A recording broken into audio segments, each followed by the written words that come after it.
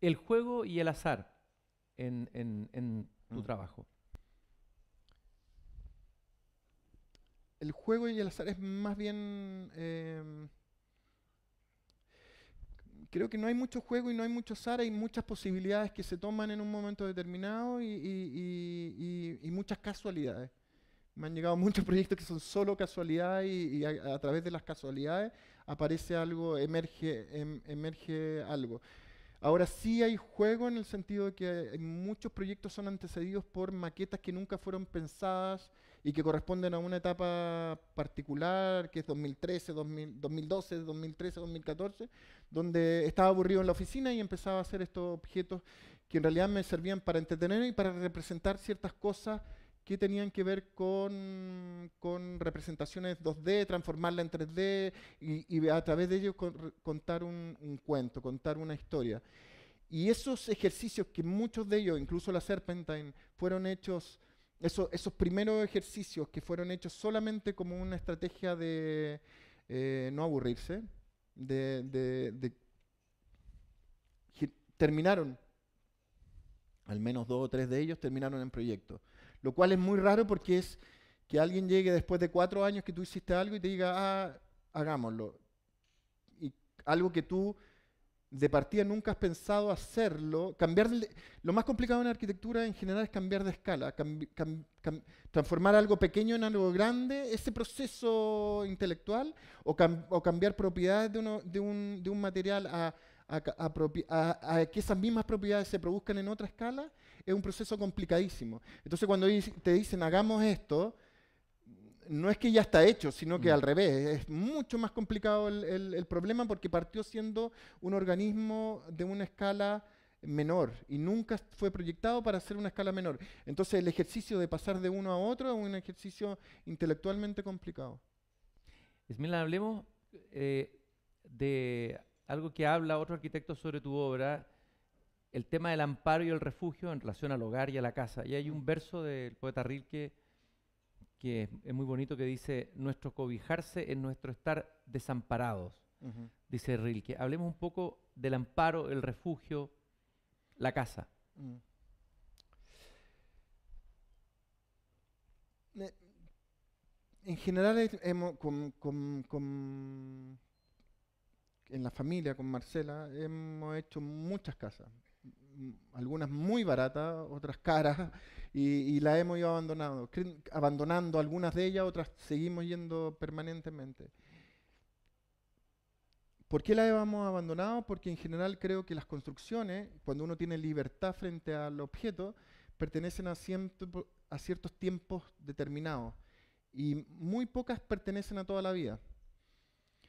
Uno siempre tenía estas vacaciones, no sé, algunos en la playa, que Mm, pertenecían los recuerdos de un mm, tipo de construcción o las vacaciones en el mm. campo, ahí asociado a ciertos momentos de la vida. Muchas veces replicar esos momentos y extenderlos en la vida al final le juega una mala pasada a esos momentos de plena convicción, de plena libertad que uno tenía en esos momentos. Entonces, los refugios tienen que ver con momentos determinados, de vidas determinadas y de maneras de sobrevivir y de relacionarse con los otros de manera determinada, con el medio, con el exterior, por comodidad, por lo que uno quiera, pero hay esta idea y también tiene otra idea importante que tiene que ver en la idea de desamparo, que nombres que es la idea de lejanía, es establecer una cierta distancia física real, lo cual hoy en día es muy complejo, establecer una cierta... Creo que todo refugio establece una cierta distancia. O es una puerta cerrada, o un viaje, o es una especie de aislamiento, como lo podría ser el castillo del gigante Mm, egoísta, etcétera, etcétera. ujú. Esos dos factores en- creo que todas las cosas pequeñas que hemos hecho han sido, y todas las casas en general han sido reinterpretaciones de ese tipo de argumentos. Me gustaría tenerme ahí en ese cuento de Oscar Wilde que citas Mm, y que aparece varias veces en el mm, texto del cuento del gigante de egoístas que tiene que ver con esto. mm. Y qué es lo que... Es que, bueno, a mí me lo leían de chico harto, no Mm. sé por qué me lo leían, el cuento del gigante egoísta, pero tiene esta función pedagógica, si es que uno quiere. Mm, Y, pero en realidad si uno lee las primeras estrofas de esto, es que había un gigante que había ido a hablar con su amigo, 7 años, había estado hablando, lo cual no es menor, llega cansado y llega a su refugio lleno de niños gritando. Suena normal que quiera hacer desaparecer estos niños del entorno, o sea, suena relativamente normal, si es que uno quiere. Es Claro, como, sobre todo, si no son tus niños, hay una claro. cosa como no menor, o sea, esta Mm. cosa. Pero viene castigado por la naturaleza y viene castigado hasta que se rinde frente a eso y deja entrar en su refugio nuevamente a esto y lo redime, lo saca nuevamente y lo hace mejor, más bueno. Me gusta la primera parte nomás, cuando echa a los niños. Después la otra parte es como relativamente más vulgar, si es que uno quiere el tema, pero parte de este castillo del gigante egoísta tiene que ver de esta maqueta que hice en ese momento, era cómo interpretar la idea de refugio en el gigante egoísta, cómo hacer, cómo reinterpretar. Entonces un toro deja un interior protegido, pero al mismo tiempo deja un patio al cual se puede penetrar desde afuera porque está suspendido en el aire, tiene un orden espacial determinado, etcétera, y deja y se ve arruinado, se ve con unos cortes cuando la naturaleza entra al interior y lo invade, lo rompe y lo transforma en ruina. Esa maqueta sirvió para la Serpentine literalmente. Hubo que traducirla, pero sirvió literalmente para hacer una folie. Entonces, esa maqueta me ha servido para mucho. También nos sirvió para hacer otra casa en Vilche, literalmente. O sea, es como un modelo. Cuando me refiero literalmente, me refiero a que son opciones uno a uno. Hay como argumentos sacados eh, que se tratan de sacar y que sean evidentes en este otro tema. Cuando uno ve las cosas, en general, Tafuri decía una cosa muy importante que decía que en la arquitectura la metáfora en general no funciona. Cuando los arquitectos explican las cosas en metáfora, significa que quieren saltarse la realidad.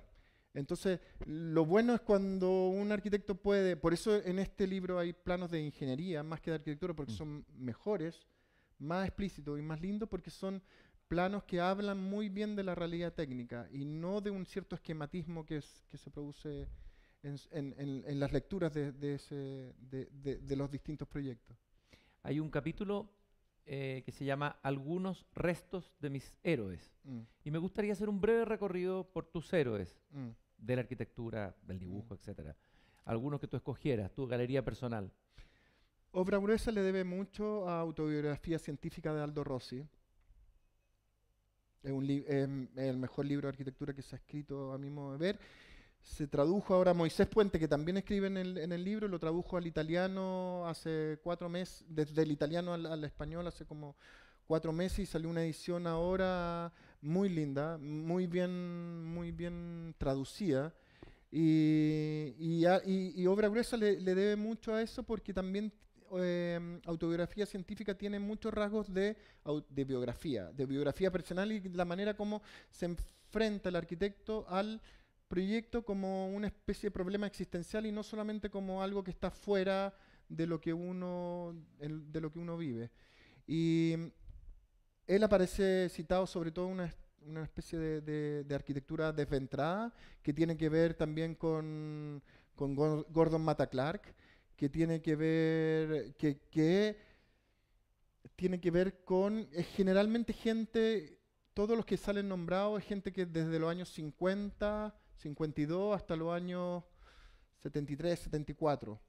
El 73-74 llega el posmodernismo y se acaba una serie de arquitectura radical, que es la que colecciono. Tengo una colección de esa arquitectura radical europea y que para mí era que está Constant, que está Debord, que está el filósofo que trabajaba con los situacionistas, que está Superstudio, que está Utopie de los franceses de mayo del 68, que está Kistler.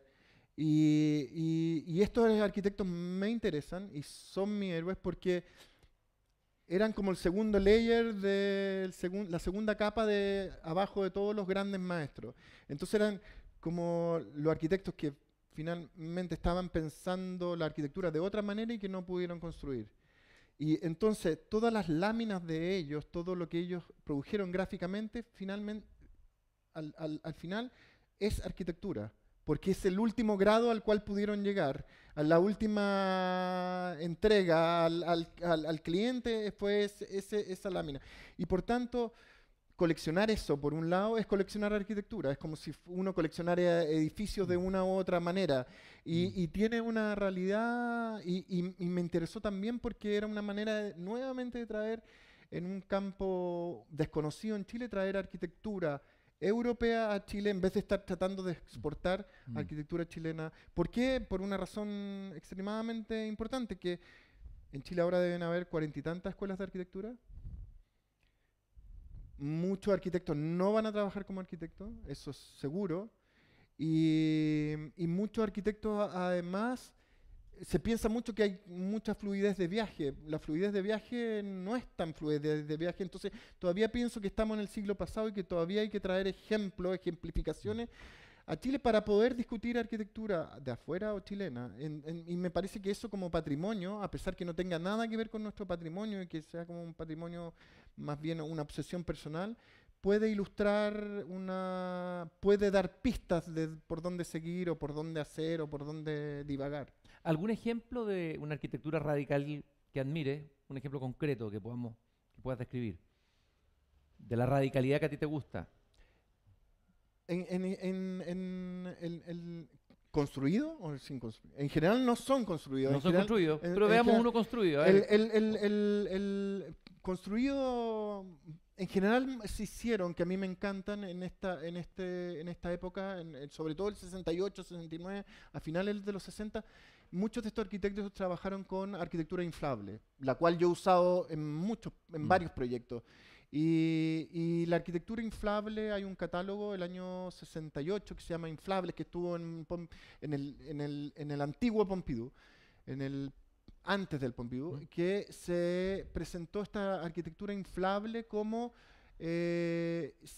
ahí se mostraron del grupo Utopía, mostraron todo lo que se había podido hacer en inflable en ese momento. Y desde esa época hasta ahora no se ha podido hacer nada nuevo. Todo lo que es estructura, las membranas han cambiado, pero ellos hicieron una serie, sobre todo hicieron una serie de intervenciones en las revoluciones políticas de mayo del 68. O sea, con participación plena en esa, sobre todo el grupo Utopía y los situacionistas que estuvieron involucrados también en eso. Y esas estructuras inflables tienen algo lindo que es la sensación de efímero, de que no son, que son instantáneas, que son poco gobernables en el sentido que muchas veces aparecen formas inesperadas y que son, ¿cómo decirle?, amables, en un sentido de producen siempre una cierta cercanía, como que no hacen daño, y no hacer daño debería ser uno de los parámetros esenciales de la arquitectura. ¿Cuál es la arquitectura que hace daño? Un ejemplo. Uno recorre los cerros no muy lejanos de acá y ve los cerros partidos por la mitad. Eso efectivamente es una mala arquitectura. O sea, no hay hay muchas maneras de abordar un cerro. La manera más banal es de eliminar el cerro. Es como te molesta una piedra y eliminar la piedra. Es como, no, o la típica, hay un recorrido precioso y hacen la casa arriba del recorrido, desapareció hay un enfrentamiento que otro proyecto que tenga, hay un enfrentamiento al paisajismo. Y que lo nombro al principio de Parra, eso creíamos... Queremos ser país, pero somos apenas paisaje. Y un paisaje que ya no somos. Este paisaje, esta aventura del paisaje virginal, de este paisaje virgen, edénico, intocado, es delirio y no existe. Y no existe. Si uno abre los ojos, como el ángel de Paul Klee, abre los ojos, ve solo sembradío de polvo, ve solo estructuras desarmadas, ves solo rejas, ves solo polvo. Y eso es súper complicado y es difícil de abstraerse de eso. Es muy difícil de dejarlo atrás. No es el libro de Armando Roa y de Jorge Tellier, La invención de Chile. No es eso. Ya no somos eso. Entonces empezar a mirar de nuevo el paisajismo no como algo que pretende ser original, originario o nativo, que ya no existe, sino cómo enfrentarse a un paisaje uno a uno, cómo enfrentarse ahora a escribir nuevamente en el paisaje. ¿Un ejemplo de alguna de tus obras que hayas tenido que enfrentar ese desafío de diálogo con el paisaje? Con ese paisaje que ya no existe. No, no me voy a hacer propaganda, pero la obra No, pero para ilustrarlo. por para ejemplo, la obra, ¿qué es lo que te dicen a ti en la escuela de arquitectura? Tienes un río, jamás te metas en el cauce del río. Ujú. Es un tema preciso. ¿Por qué? No por un hecho de que el río te va a llevar la obra, que es un tema secundario quizá, sino porque matas el cauce del río.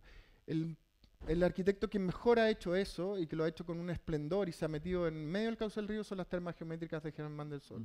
Eso es una obra que se instala frente al paisaje uno a uno, no con un hecho de pleitesía, decir esto es inmaculado y no lo puedo tocar, sino que yo me pongo a conversar con él y converso de igual a igual. Y finalmente lo que viene después, el resultado, es mucho mejor de lo que había antes. Porque si uno conoció el sitio antes era mucho más degradado, era mucho más... El resultado de las dos cosas, el efecto de las dos cosas, es mucho más enriquecedor y aparece una realidad más, ¿cómo decirlo?, mestiza, que me parece más adecuada a lo que hay ahora.